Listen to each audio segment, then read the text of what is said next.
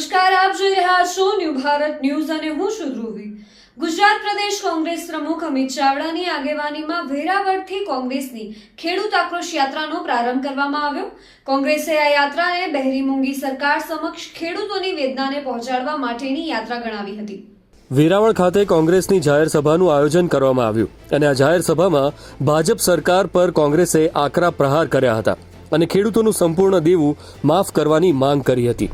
જો સરકારની તિજોરી પર ભારણ આવતું હોય તો કોંગ્રેસના ધારાસભ્યો પગાર નહીં લે તેવી અમિત ચાવડાએ જાહેરાત કરી હતી। ઉદ્યોગપતિઓના દેવા માફ કરવા માટે સરકારને વાર નથી લાગતી તો ખેડૂતોના દેવા પણ માફ કરવા જોઈએ। આમ વેરાવળ ખાતે જાહેર સભામાં અમિત ચાવડાએ ભાજપ સરકાર પર આકરા પ્રહાર કર્યા હતા। આ યાત્રા તો શરૂઆત છે। ભાજપ સરકાર જ્યાં સુધી ખેડૂતોનું સંપૂર્ણ દેવું માફ નહીં કરે ત્યાં સુધી કોંગ્રેસની લડાઈ ચાલુ રાખવાનો સંકલ્પ કરવામાં આવ્યો। આગામી દિવસોમાં રાહુલ ગાંધી પણ સૌરાષ્ટ્રના ખેડૂતોની મુલાકાતે આવશે।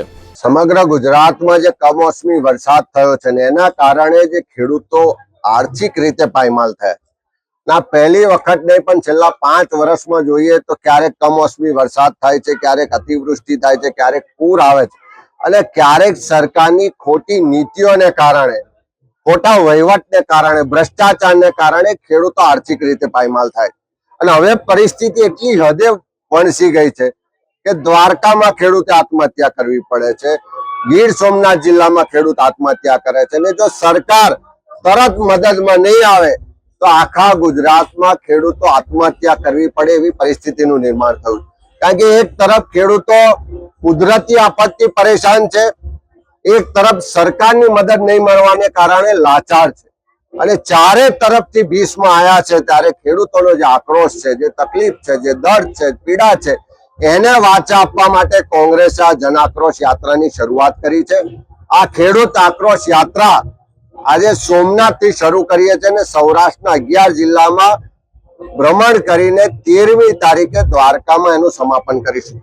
આ તો શરૂઆત કરી છે અને અમારી સ્પષ્ટ માગણી સરકાર પાસે વારંવાર રહી છે કે આ તકલીફના સમયમાં જે ખેડૂત આર્થિક રીતે પાયમાલ થયો છે એના સંપૂર્ણ દેવા માફ થવા જોઈએ અને સાથે સાથે જે આ તકલીફનો સમય છે અને વારંવાર આવું થાય છે ત્યારે પાક વીમા યોજના સરકારે પોતે તાત્કાલિક શરૂ કરવી જોઈએ।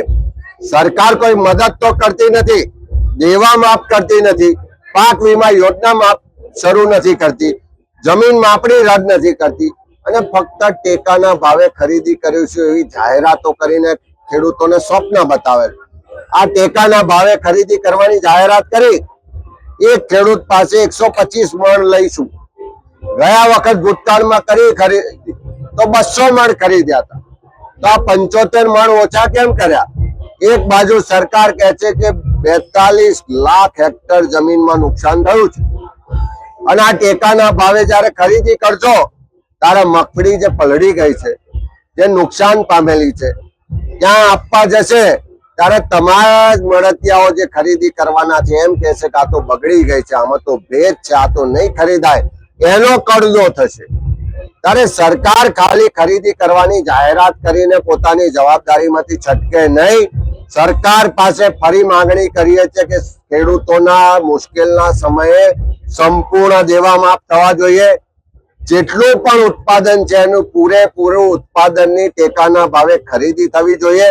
ક્યાંક ક્વોલિટીમાં કોમ્પ્રોમાઇઝ કરવું પડે તો પણ સહાનુભૂતિ રાખી અને તમામ ઉત્પાદનનો ટેકાના ભાવે ખરીદી થવી જોઈએ અને પાક વીમા યોજના તાત્કાલિક શરૂ કરવી જોઈએ।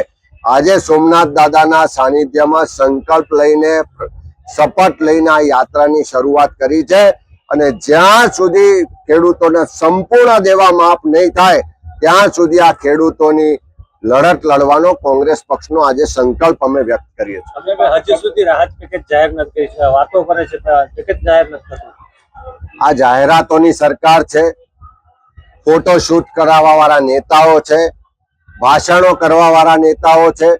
નરેન્દ્ર મોદીના જૂના ભાષણો સાંભળો તો એમ કહેતા હતા કે એકવાર અમારી સરકાર લાવો, પહેલી કેબિનેટ બેઠકમાં અમે ખેડૂતોના દેવા માફ કરીશું, ખેડૂતોને એના ઉત્પાદનના ડબલ ભાવ આપીશું। આ ભાજપની સરકાર ગુજરાતમાં 30 વર્ષથી છે, કેન્દ્રમાં ત્રીજી વખત નરેન્દ્રભાઈ વડાપ્રધાન બન્યા પણ આજે ગુજરાતનો ખેડૂત આર્થિક રીતે પાયમાલ થયો છે, આત્મહત્યા કરવા માટે મજબૂર થયો છે, ત્યારે એવા સંજોગોમાં ખાલી ફોટા પડાવવાથી, ખાલી જાહેરાતો કરવાથી, ભાષણો કરવાથી આ ખેડૂતનું દર્દ દૂર નહીં થાય. આ તકલીફનો સમય છે. ભૂતકાળમાં કોંગ્રેસની દેશની સરકારે 72,000 કરોડ રૂપિયાના દેવા માફ કર્યા હતા. એ ખેડૂતોને આત્મહત્યા ના કરે એટલા માટે મદદ એક આખી સરકાર આવી. આજે પણ કપરો સમય છે. અમે સરકારને ફરી કહેવા માંગીએ છીએ, મૃદુ ને મક્કમ દાદાની વાતો કરવા વાળી સરકારને કહેવા માંગીએ છીએ કે ખેડૂતને મળતો બચાવો, પરિવારોને ઉજળતા બચાવો. આ તકલીફના સમયમાં મદદ કરવા માટે આગળ આવો. અને તમારે ઘરના પૈસા નથી આપવાના, આ ખેડૂતોના પડસેવાના ટેક્સના પૈસાથી તિજોરી ભરાઈ છે. આજે તકલીફનો સમય છે, એના માટે તિજોરી ખોલો અને સંપૂર્ણ ખેડૂતોના દેવા માફ કરો. પગાર બાબતે કીધું છે, શું કહેશો એ બાબતે? કોઈ સરકારમાં બેઠેલા લોકો એમ કહેતા હતા કે આવી રાહતો આપવાથી, આવા દેવા માફ કરવાથી સરકારની તિજોરી ખાલી થઈ છે. તો એક વિપક્ષ તરીકે અમે કીધું કે તમારી સરકારની તિજોરીને જો બહુ ભાર પડતો હોય, ઉદ્યોગપતિઓ માટે રાહતો આપો છો, લાલ જાજમ બિછાવો છો, ત્યારે તિજોરીને ભાર નથી પડતો. પણ આ જગતના તાત ખેડૂતો માટે જો તમને તકલીફ પડતી હોય તો એક જવાબદાર વિપક્ષ તરીકે કોંગ્રેસ પાર્ટી તમને કહે છે કે જાઓ તમે ખેડૂતોને સંપૂર્ણ દેવા માફ કરવાની જાહેરાત કરો. અમે કોંગ્રેસના ધારાસભ્યો 1 પણ રૂપિયાનો પગાર તમારી પાસેથી નહીં લઈએ. અમારા તરફથી આટલું તમને સહયોગ છે. તમારી તિજોરીમાં જો પૈસા ખેડૂતો માટે ખૂટી પડતા હોય તો કોંગ્રેસના ધારાસભ્યનો પગાર જતો કરવા તૈયાર છે. પણ તમે જાહેરાત કરો કે ગુજરાતના ખેડૂતોના દેવા માફ કરીશું. અમે જ્યાં સુધી ધારાસભ્ય છીએ ત્યાં સુધી 1 પણ રૂપિયો પગાર તમારી પાસે લેવા નહીં આપીએ. ખેડૂતોના દેવા માફ થતા હોય, ખેડૂતોને સંપૂર્ણ રીતે રાહત થતી હોય તો કોંગ્રેસ પાર્ટીના ધારાસભ્યો પોતાનો પગાર જતો કરતા સહેજ પણ અચકાટ નહીં અનુભવે.